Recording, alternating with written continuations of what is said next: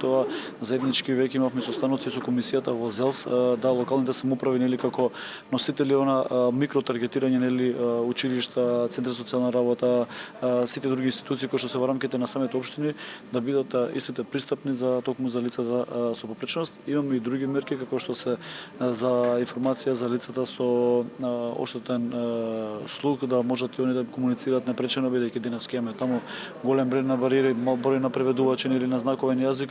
Ono što bih naglasio da nam je svima značajno, pogotovo nama koji smo u radu sa djecom i mladima smetnjama u razvoju, regionalna saradnja, da nekako udružimo sva svoja iskustva, potencijale, sve svoje snage, da što bolje izađemo u susret potrebama djece i mladih smetnjama u razvoju. Ovaj projekat ima, on je počeo prije pola godine, trebaće još 3, znači 4 godine.